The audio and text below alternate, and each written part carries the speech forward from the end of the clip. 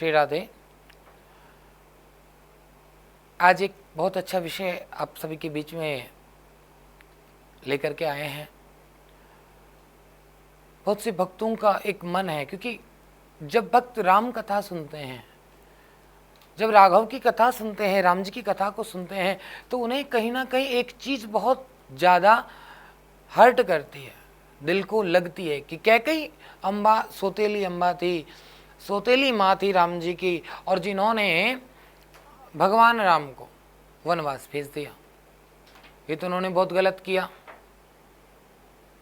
लेकिन आज इस विषय पे वास्तविकता क्या है, इस विषय पे हम और आप आज बात करने वाले हैं कि कैकई अम्बा ने अपने जीवन में कितना बड़ा त्याग किया है, और शायद उनके बराबर कोई त्याग नहीं कर सकता था। एक माँ अपने बेटे को वन भेजे, दुख भरा जीवन दे, ऐसा नहीं हो सकता। आज इसी विषय पे बात करेंगे, क्योंकि आपने सुना है कि मंथरा ने कैकई मैया को भड़काया, और उसके बाद में मैया ने राजा दशरथ से जो 2 वरदान लेने थे उनके रूप में भगवान राम को वनवास मांगा। लेकिन इसके पीछे कहानी कुछ और है, समझिएगा। भगवान राम जी ये जानते थे कि मुझे क्या करना है, क्या नहीं करना है, किन विषयों पर आगे बढ़ना है, कैसे। जिस समय भगवान राम को राज्य अभिषेक होने की बात पता चली कि तुम्हें युवराज बनाया जाने वाला है, और जब भगवान ने सुना कि मैं युवराज बनने वाला हूं, तो राम जी ने विचार किया कि युवराज तो मैं बन जाऊंगा, मनाही नहीं है, लेकिन युवराज बनने के लिए, युवराज के लिए राज्य मुकुट होना भी आवश्यक है। आपकी नॉलेज के लिए हम बता दें, आपकी जानकारी के लिए हम बता दें कि अयोध्या का राजमुकुट अयोध्या में नहीं था, और उसी को लाने के लिए भगवान ने ये सब प्रयत्न किया, क्योंकि बिना राजमुकुट के राज्य तिलक कैसे हो पाता।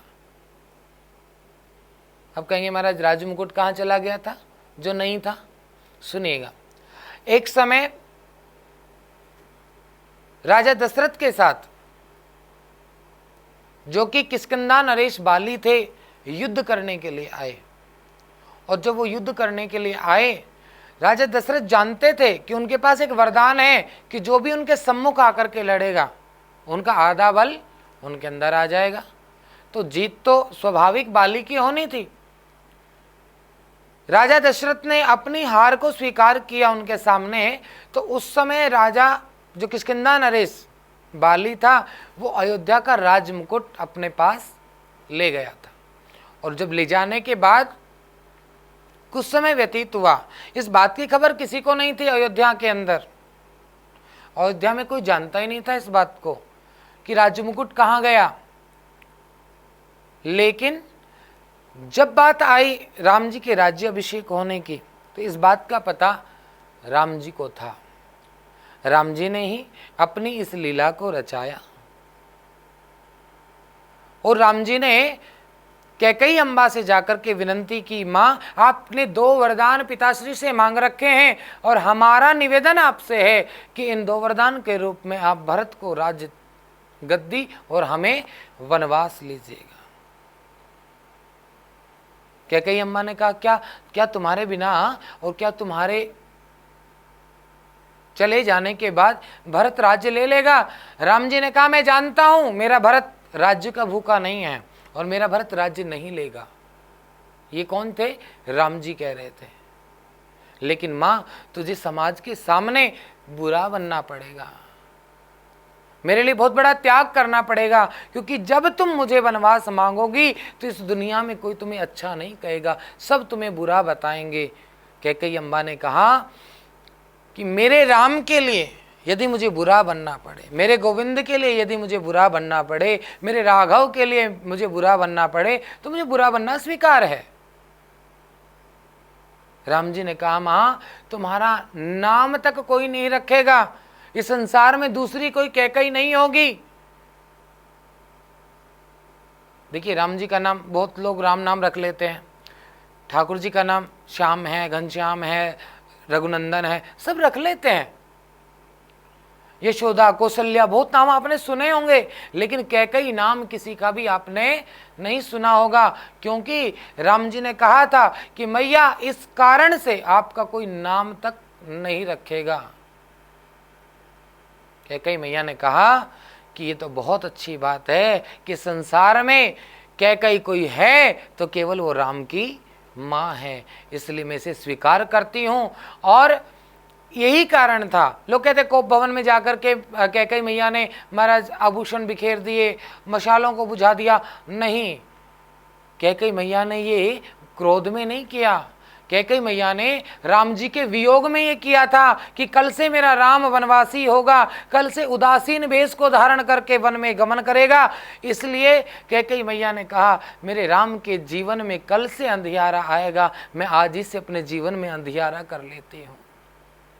इसलिए अपने कोमल कोमल हाथों से सब मशालों को बुझा दिया, अपने हार श्रृंगार सब उतार दिए, क्योंकि मेरे राम कल से कोई आभूषण पहनने वाला नहीं है, क्योंकि मेरा राम कल से राष्ट्रीय वस्त्रों को धारण करने वाला नहीं है। इसलिए तो कैकई मैया ने अपना सब कुछ उतार दिया। अरे जिसने अपनी बात मनवा ली उसको इस हार श्रृंगार उतारने की जरूरत क्या थी? वरदान के रूप में मांग लिया भरत मेरा पुत्र राजा हो, तो उन्हें इतना सब कुछ करने की आवश्यकता क्या थी? इसके पीछे केवल एकमात्र यही कारण था, राम जी ने वन गमन मांगा। राम जी ने वन गमन मांगने के बाद राम जी जब बाली के पास पहुंचे, क्योंकि अयोध्या का जो राजमुकुट था कहाँ था? बाली के पास। वहां जाने के बाद खबर लगी कि अयोध्या का मुकुट किष्किंधा में नहीं है, तो कहाँ गया? बोले रावण ले गया। क्यों ले गया? कब ले गया? एक समय किष्किंधा नरेश बाली सरोवर के किनारे बैठकर भगवान का भजन कर रहे थे। उसी समय रावण आया, उन्होंने बाली को ललकारा, मैं तुमसे युद्ध करना चाहता हूं। युद्ध के लिए जब ललकारा तो आज बाली ने बार बार मना किया, अभी हम भजन कर रहे हैं, भजन के उपरांत आपसे युद्ध करेंगे, लेकिन रावण नहीं माना। तो बाली ने आज रावण को उठाया और महाराज अपने बगल में दबा लिया। भगवान का भजन करने लगे और भूल गए कि किसी को बगल में दबाया था। 6 माह व्यतीत हो गए, जैसे तैसे करके रावण वहां से निकला, और निकलते जब वो भागा तो उसको कुछ और हाथ नहीं लगा, अयोध्या का राजमुकुट रखा था उसी को उठाकर ले गया। आपने देखा होगा रामानंद सागर जी की रामायण में बड़ा सुंदर वर्णन दिखाया गया है, एक सुंदर दृश्य दिखाया गया है कि जिस समय अंगद अपना पैर जमाता है, रावण के जितने वीर योद्धा थे सब हार गए, किसी से उनका पैर नहीं हिला। लेकिन जब लंकेश्वर रावण स्वयं चल करके आया उनका पैर उठाने के लिए, पैर हिलाने के लिए, तो आज अंगद ने उनके शीश से मुकुट उठाया और सीधा रामादल में फेंक दिया, राम जी के पास फेंक दिया। क्यों फेंका? इसके पीछे कारण है कि वह राजमुकुट अयोध्या का था और इसीलिए वहां से वो मुकुट लिया और वो राम जी के पास पहुंचा दिया।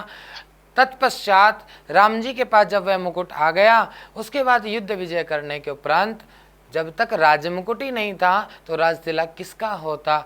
यही उद्देश्य संपन्न कराने के लिए, भगवान के मनोरथ को पूर्ण करने के लिए, राज्य की मर्यादाओं को बचाए रखने के लिए, ताकि प्रजा के अंदर ये ना हो कि राज्य का राज्य मुकुट नहीं है, क्योंकि प्रजा में खलबली मच जाती, प्रजा के अंदर राजा के प्रति विश्वास खत्म हो जाता। इसलिए भगवान राम ने अयोध्या की आन बान शान को बचाए रखने के लिए कैकई अम्बा से विनंती करी और कैकई अम्बा ने अपने जीवन का बहुत बड़ा त्याग मेरे राघवेंद्र के लिए किया। इसी वाणी के साथ आपसे विराम लेते हैं। जय श्री कृष्णा, जय श्री राधे।